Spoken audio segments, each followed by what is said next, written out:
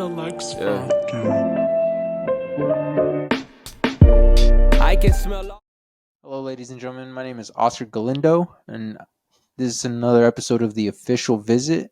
This week, I'm doing something different from our regular interview. I am going to be doing a top 10 preseason top 10 of every class from Class A through D6, or I guess I'll be doing a top 6 for D6, just because uh, it's a smaller class and it's a little tough to determine what's all a top 10 for sure. But just a little bit of a breakdown of what my reasoning was behind all the top 10 picks. So without further ado, I guess we'll get jump started right into the Class A top 10. All right, so I'm gonna go through my Class A top 10 and just kind of talk about a couple of the teams and why I chose them. First overall, so Class A, here's my top 10. Number 1, we're going West Side. Number 2, Bellevue West. Number 3, Elkhorn South. 4, Omaha North. 5, Gretna. 6, Lincoln Southeast. 7, Millard South. 8, Lincoln East. 9, Papillion La Vista. And then 10, I'm going Millard West. First overall, number 1, I don't think it's going to be a huge surprise to many. I'm going Omaha West Side. They won Class A last season. They were 12-1. They do lose some good seniors, but they return a good group, a good majority of their team, especially at key positions: quarterback Anthony Rizak, running back Jamez Ross, receivers. The receivers are kind of two-way players, but they have tons of talent at that. In that group, we got Caleb Benning, Keenan Cotton, Eli Johnson. Just all those guys. Trevor Spady at tight end. On the offensive line, you got players like Brock Regner, ready to Jack Wing. Those guys are proven. They've been through it, and they're ready to keep mauling on defense. They got a ton of big names. Big name right off the bat is Christian Jones. One of the top 2025 linebackers in the country. And then you got Notre Dame commit Teddy Rizak playing linebacker as well. Bo Ryan, another player that I believe is flying super under the radar right now. In their secondary, they're stacked as well. Jordan Hurst broke out. Preston Okafor had a great offseason, I guess I should say. Earned 2 D1 offers just off the strength of his track running, which is very impressive. Very speedy, very lengthy dude. I think he's like 6'3", something like that. Very, very good athlete. Then on the defensive line, you got John Quell, you got RJ. Cam Bell is a monster in the interior line. Just a very well-rounded team. Tons of talent, top to bottom. I'm sure I missed some names there, just because there's so many players and tons of depth there. So now number 2, I have Bellevue West. They're another team that has a ton of talent. Namely their big three, the three-headed monster there with quarterback Daniel Kalen, receivers Isaiah McMorris and Davon Hall. All three of those guys headed to Nebraska, as we've all pretty sure we're all pretty familiar with now. But then they also have a ton of great depth and young players as well. A lot of great young players. One player that's made a lot of noise this offseason was 7, Araf Evans. He's a safety, defensive back. Good receiver as well. I don't know how much he'll get to play receiver. But yeah, great athlete. Another seniors to watch. Dylan Shear to transfer over from Omaha South. Great athlete. He was a 1,000-yard receiver for them last year, along with being one of their top rushers. And now he's over at Bellevue West. I'm not exactly sure what his role will be. I saw him playing linebacker at the Battle 7-on-7 tournament, so that's probably what he'll be playing. Linebacker. But then there's also guys like Ben Goodwater, Jeffrey Kunzman on the offensive line. CJ Goff was a breakout running back last year, who could also catch out of the backfield. And seeing how they used Geo and how effective he was as a receiver as well as running back, I could see a lot of production. Both receiving and rushing the ball for CJ. So he's one to watch out for. Asher Jenkins, safety linebacker, kind of has that hybrid build to him. Very rangy, very very good tackler, very good athlete, speedy, very speedy. But yeah, those are just some of the names to watch out for from Bellevue West. That big matchup week 3 with Omaha West Side is going to be one that I'm sure is going to get a lot of hype around it this season. Two D1 level quarterbacks and a ton of D1 prospects. I'm sure the sidelines are going to be filled with, coaches checking that out. So, that's one I'm very excited to see. Number one versus my number one versus my number 2, Bell West and West Side.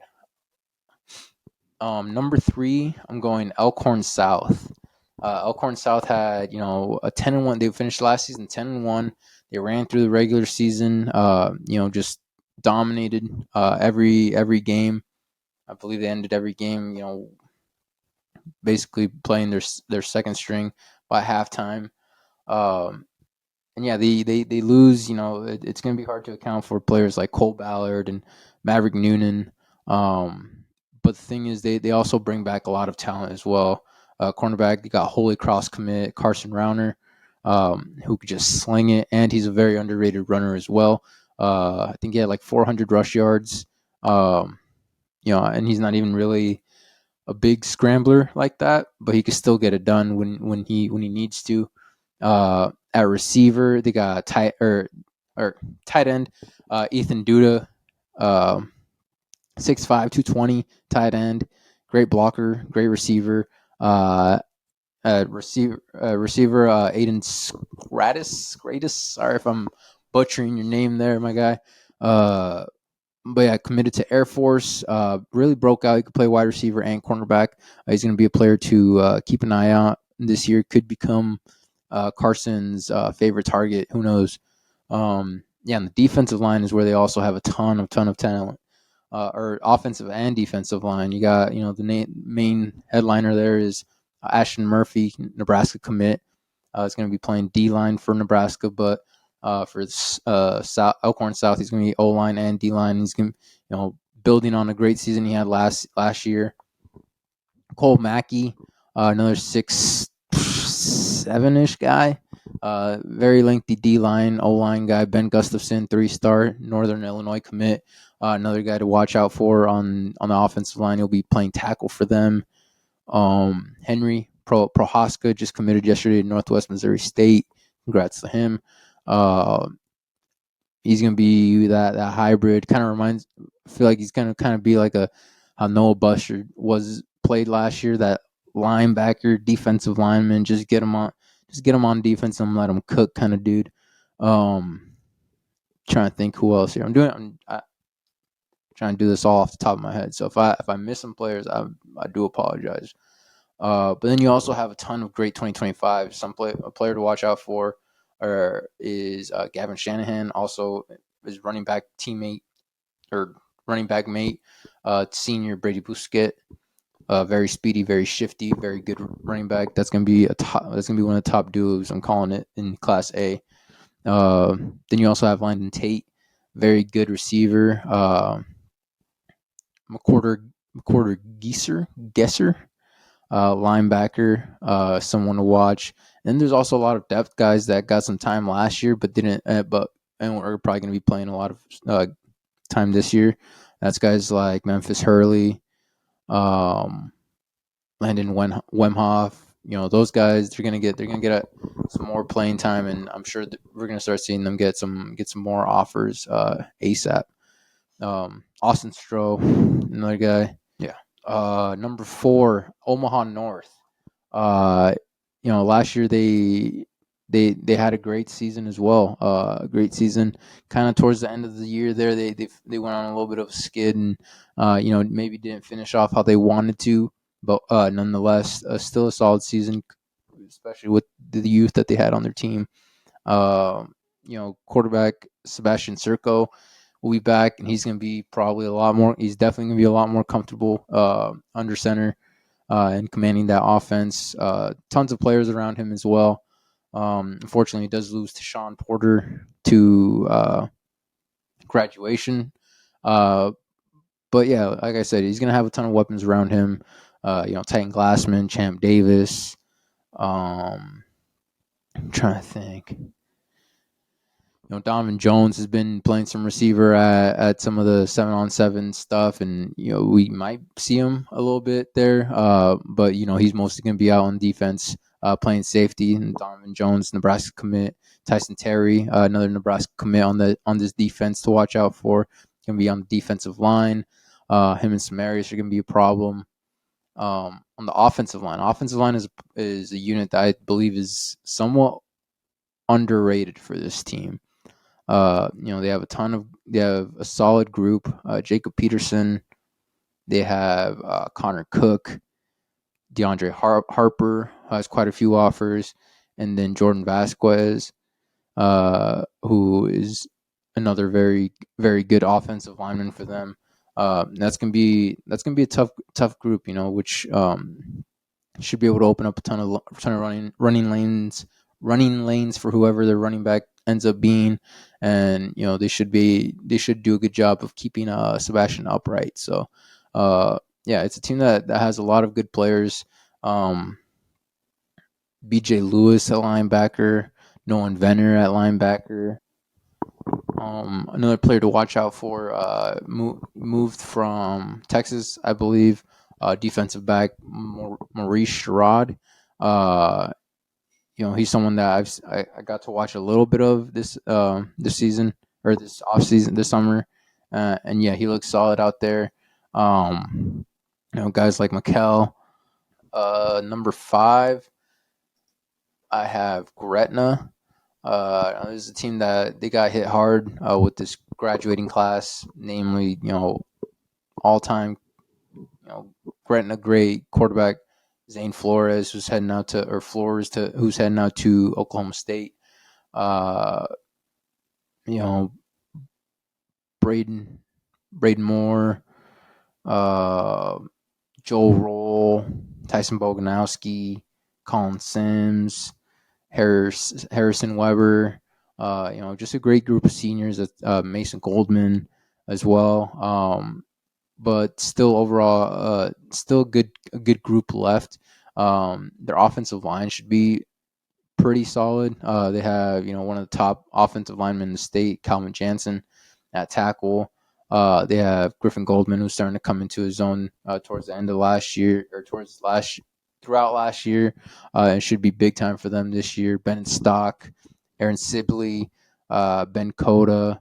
Those are all just some guys that will be pushing for spots on the offensive line, along with a couple other players that I know have been impressive so far. And they also have good athletes. Alex Runge will be back at safety for them. He's a player that I think is super underrated or overlooked at the moment. Had like 4 interceptions, 4 forced fumbles, 2 fumble recoveries. I'm not exactly sure how many tackles, but just a great talent overall.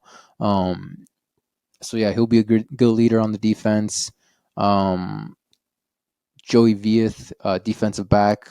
Alex Wilcoxon as well. Another guy that had like 4 picks or something like that, 5 picks maybe. Isaiah Weber rushed for like about 900 yards last season. He'll be back as well to kind of ease that transition for whoever the new quarterback will be. And then there's guys like Caleb Sherman, Jack Rhodes, Michael Sheaf. Guys that were more depth players last season, but will probably get a lot more playing time this season. So those are big guys too. About 6 foot, 200 pounds. So good size heading their way. That'll be a good boost in talent. Number 6, I have Lincoln Southeast. I just watched them last Friday. And yeah, they have a great group of talent over there. A lot of depth that I don't think people are going to be expecting. At quarterback, they have Owen Baxter, who was their starter last year, but then they also got transfer and DJ uh, Thuris. I'm not exactly sure how to pronounce his last name. But he's been looking very, very sharp this offseason. And then they also got a young guy in Trey Bolin, a 2025 quarterback, who's gonna be pushing them a little bit. He's got some juice too. Running back, Cash Butenbeck should be replacing older brother Max, and taking over for him. Cash will probably also be playing on some linebacker for the Knights. Offensive line is going to be pretty solid as well. The big name guy is Cooper Johnson, who's going to be their left tackle. Played right for them last year, but I'm guessing now they'll probably have him move over. Another name that I really like on that offensive line, 2025 guy Dane Newman, plays guard, very physical, smart player. Yeah, he showed out at the practice that I attended the other day. Looked good footwork, good mobility, all that kind of stuff. So, then guys like Sam Fulmer, Alex Dewey, Steven Sullivan, Jack Cooper. Those are all guys that will also be trying to take over some of those interior spots and probably that opposing tackle spot opposite of Cooper. Defensive line, Pierre Allen Jr. Watch out for him. He's going to be a monster. I'm calling it right now. Him and outside linebacker is going to be classmate Xavier Campbell. Similar build to him, kind of, I guess. Going to be playing outside linebacker, more of a stand-up role. Looks good, man. He looks solid. That's gonna be a dangerous pass rush duo. One that's gonna be creating a lot of problems for quarterbacks this season. And then another guy to watch out for, Nate Applegate. If your last name sounds familiar, younger brother of Jake Applegate, senior. He's a Husker linebacker right now. So he looked the part as well. Big, tall. I think he was like 6'2", but I'm not exactly sure how big weight wise, but yeah, definitely could add some more size onto his frame if he wanted to, and still be very mobile. Two big additions in their secondary, players that I think are gonna really elevate this defense and put them over the top. Cornerback Donald DeFran Jr. and I saw him play some safety, Davion Williams. I thought he played more corner, but he might be safety in defense. I'm not exactly sure, but yeah, two guys that can get after it. Very physical players. They've been coached well. So, and like I said, that you got a good pass rush with Pierre and Xavier and Cooper and Dane up in the defensive line, and you got good linebackers. So having that secondary, it's going to be, I feel like, an extra step, I guess, for them. So, number 7, I'm going with Millard South. I've gone to see them a couple times, their talent a few times this off season, and they were they're going to be good for the next upcoming years. A lot of talent in the 2026 class. I believe quarterback Jet Tomo is going to be their starter for this year, sophomore. He has a great connection with with receiver and classmate Marion Jackson. Was one of the top 26s in the class. Very good receiver, great route runner, all that kind of stuff. Is already these two already have a great connection. And then you got Nolan Nolan Feller at running back, who had, I can't remember how many yards he had. I want to say like 700 or 900, one of those two. But yeah, and a good receiver as well. Very shifty, very agile. He just got his first offer yesterday from Minnesota State Moorhead, so shouts to him. But then their offensive line, Max Gray is on there. Kendrick Mason, he's he's a junior that had a great season last year. Got bumped up to varsity as a starter and held his own down in the interior. I think he played right guard. Maddox Georges, another player that I think could step up big time for them this year. Defensive line, I think they're going to have one of the nastier defensive lines in the state. J.R. Laquana, South Dakota State commit, long time, just game record on the defensive line.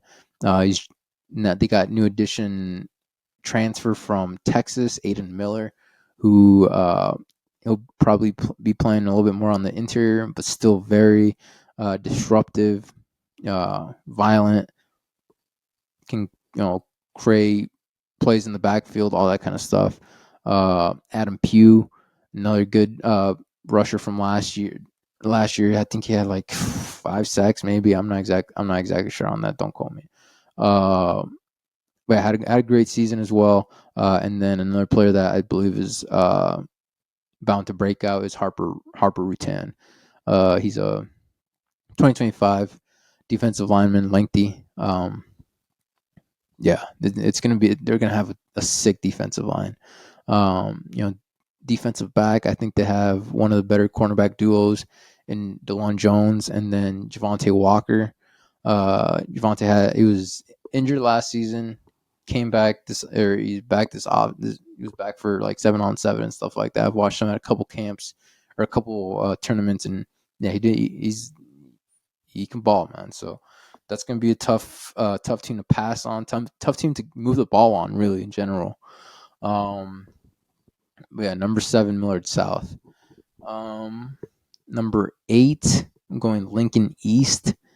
I know there's been a lot said about Lincoln teams in recent years, but I don't know. I think there's the talent that is there, and I believe teams like Lincoln Southeast and Lincoln East are going to be teams that can really push and then make some noise in the playoffs.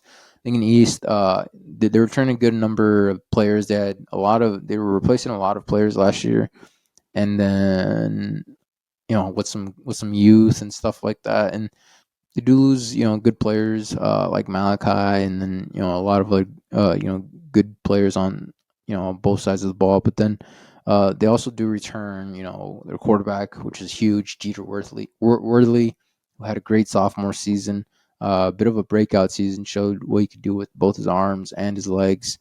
So he'll be back with more experience, more confidence to lead the offense there. On their defense, I really like some of the players they have on the defense. They're two big name guys. There are Caden Chaytok and then Dash Bauman, who Dash 3-star. I believe he has offers from like Wyoming, South Dakota State. Very fast player with good athleticism. Caden is a good defensive line presence. Dominant presence on the edge. He can win with the speed, with his power, all that kind of stuff. Good length. I think they're gonna be a tough duo to on defense, and they're really gonna make things hard for opposing offenses. Number 9, I have Papillion La Vista. They have some great talent. Eric Ingerson, Pittsburgh commit at tight end and defensive line. He does very good in both roles, so he's going to be one to watch. One of the top cover corners in the state, Travis Hines. He also a very good return man. Tavian Pirtle is going to be a little bit more. He's going to have more experience there, and he's going to have some. He's going to have a good running back duo in Peyton Prestito and Jordan Barrientos. Kind of what would it be, like a smash and dash kind of combo. Peyton can run you down and truck players. Well, Jordan, he's a lot shifty, or he's shifty, speedy, quick with good with the receiving, with the ability to be a receiver as well. Yeah, good young talent as well. Owen Bogats, Kel Johnson, Isaac Pomeran, Garen Maley on the offensive line, another offensive lineman to watch out for, senior Dallas Hamilton. And number 10, my last Class A team here is Millard West. This is a tough one. There's quite a few teams that I thought about putting here, namely Millard North as well. But I do think Millard West has a pretty good amount of. This is a tough one. Yeah, I think I'd say Millard West. They have Brody Peterson at quarterback. At running back, I believe they'll have Millard South transfer Mitchell Trouble. Great receivers, one of the top receivers in the state in Jackson Williams. On the offensive line, they have quite a few names that will be able to be effective for them. Trent Kaufman, Logan Johnson, Brady McDonald. The defensive line, Elijah Malesa. He's a 2025 that I've been keeping a close eye on because I believe he'll have a breakout season this year. In their secondary, players like John Ferguson, Jace Ingebrigtsen. I'm not exactly sure, man. If I'm butchering anybody's name, I'm sorry. Some solid depth player, or some solid players that will be able to carry that over and hopefully bring up some of the young guys behind them. So that's my Class A. Class B was pretty tough. I feel like there's quite a few teams that can have a breakout season. So here's my top 10 for Class B. Number 1, I have Bennington. Number 2, I have Elkhorn North. 3, Scotts Bluff. 4, Waverly. 5, I got Blair. 6, Scott Catholic. 7, Elkhorn. 8, Norris. 9, Gross Catholic. And 10, York. Class B is a little tougher. Just because I feel like it's a very open class. So it's still very early. It's still very early, so anything can happen at this point. But this is kind of just how I'm looking at it at the moment. So first of all, I got Bennington. They do lose a lot of players, a lot of important players. But we said that about them last year, and they did not have any issues whatsoever. And I guess until I see someone or a team that could stop them, I don't really know what to do about them. So I'm gonna keep them at number 1. Great players like Gunnar Lim, Kyler, Jimmy, and they're just building a great culture out there. So I'm gonna go Bennington number 1. Number 2, I'm going Elkhorn North. This is my first probably surprise shocker of the podcast. I'm going Elkhorn North. I believe what they've been able with last year was a huge step for them. Won 7 games compared to the first 2 seasons. I believe they'd won 1 game. So yeah, huge step. And then they just have a ton of talent. Like, people don't understand like how much talent they really have. Sam Thomas, Brock Marler, Austin Shirley. A big name guy that I think is going to start making a lot of national news. Chase Lofton, Jet Tinglehoff. Just a lot of good talent at key positions too. In the trenches, they're going to be strong. So yeah, Elkhorn North, man. I think this is the season to make another big jump in Class B and start really solidifying themselves as a future power in the class. My Class C1 top 10, number 1 Boone Central, 2 Ashland Greenwood, Aurora at number 3, 4 McCook, 5 Pierce, 6 Roncalli Catholic, 7 Adams Central, 8 Minden, 9 Wahoo, 10 Columbus Lakeview. Class C1 is another tough one. I feel like there's a lot of uncertainty, especially after some of the top teams. They're losing a lot of talent. So I'll start off number 1. Bit of a shocker for some people. I'm going Boone Central. I think they return a great amount of players, both on offense and defense. Parker Borer, Brant Benesh, Nathan Warner, Hank Hudson, James Fogelman, Jackson Lepker. I'm trying to think who else. Thomas Roberts. They have a lot of Ben Riley's another good player. They return a lot of good players from last year. They're hungry.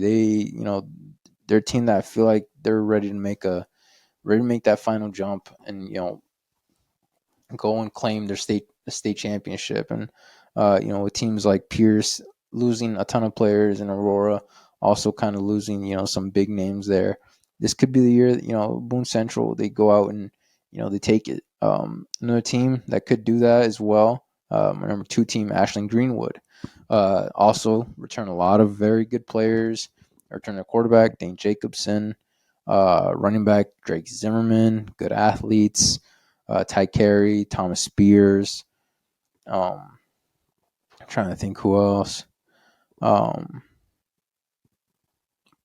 Just a ton of good players also returning, very well coached team. Just one of those teams I feel like is ready to just make it over the hump and finally be able to make that claim for the state championship. And I feel like either of those teams could really make that push this season. So keep an eye out for those teams. Number 3, a usual suspect. We got Aurora. They lose Carlos Collazo. But I feel like Maddox Egger showed a lot towards last season when Carlos was down. So I feel like he'll be able to step in and maybe not match the production, but I feel like definitely ease that transition.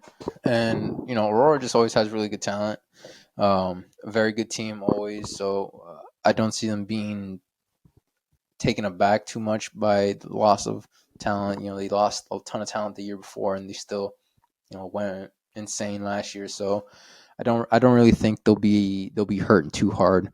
Class C2.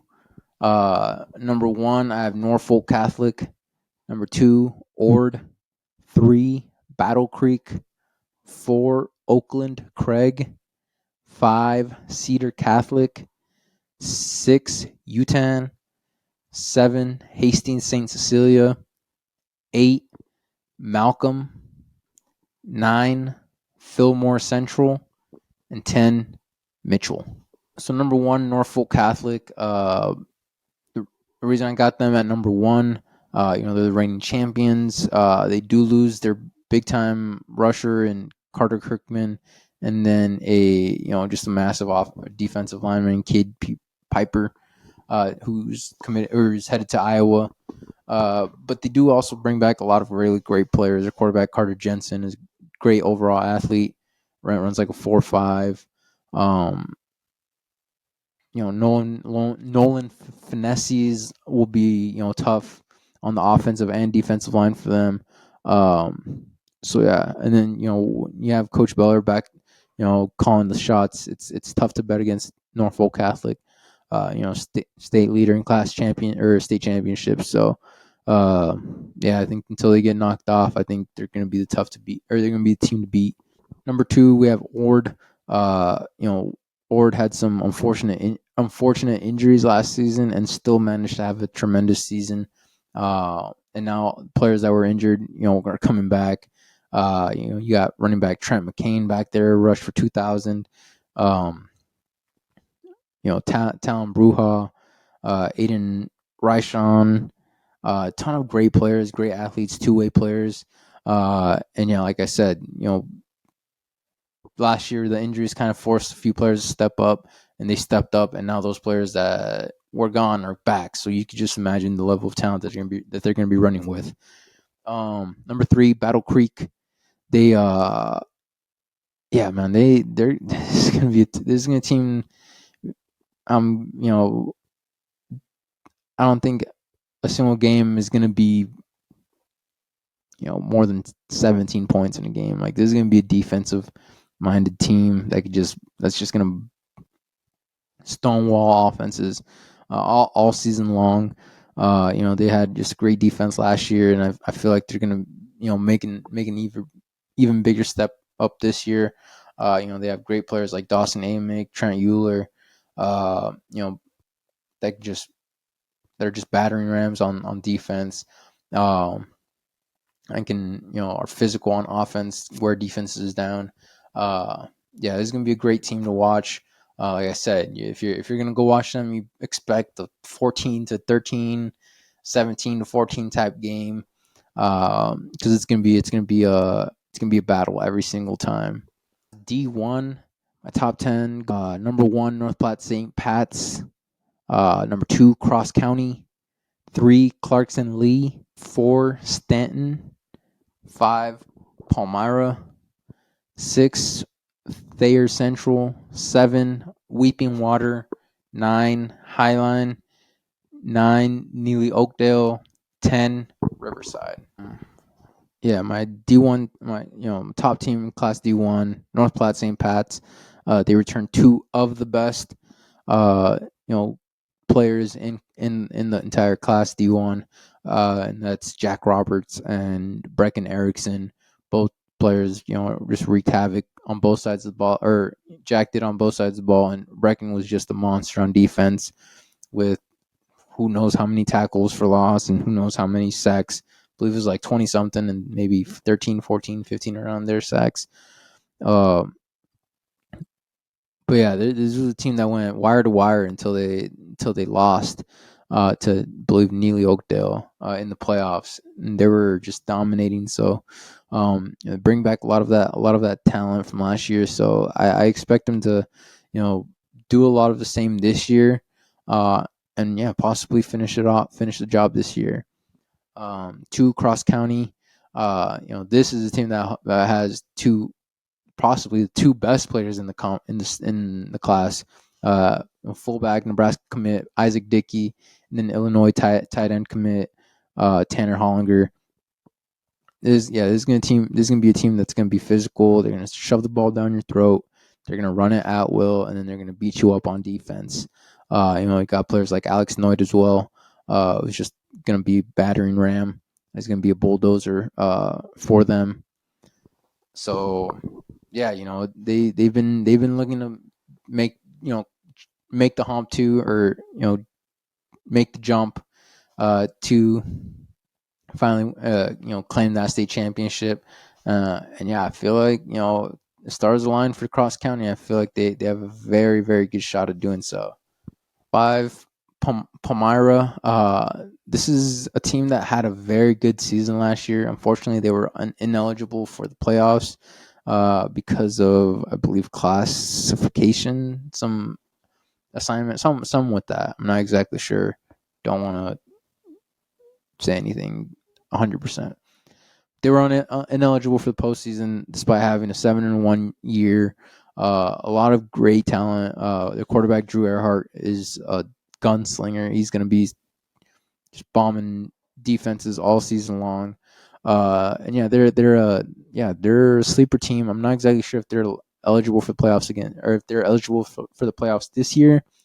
But if I'm making this list just off who's going to be off the top 10 teams in the class, I can't not put them on there. Great team, great talent around that, or great talent Uh, who knows what they could have done last year in the playoffs? Maybe maybe they go all the way. Maybe they just or first, second round exit. Who knows? But yeah, great team. Hopefully, we can see them in the postseason this year. Class D2, we got number 1 Howells Dodge, number 2 Dundee County Stratton, number 3 Bloomfield, 4 Hitchcock County, 5 Ainsworth, 6 Central Valley, 7 Wynot, 8 Sandhill Stedford, 9 Bruning Davenport Shickley, and number 10 Elm Creek. Number 1 Howells Dodge. I mean, there's not much to say about Howells Dodge. They're just that team, man. They're every year they reload, and they bring out just another physical, another tough team that usually takes them on a pretty deep playoff run. Last year they came close to winning back-to-back championships. Unfortunately, they ran into Hitchcock County, who was just having a tremendous year. But yeah, Howells Dodge, they're gonna be back. They're gonna be tough. They're gonna be physical. So watch out for them. My preseason number 1. This is a very tough class. Class D2. A lot of very very good teams.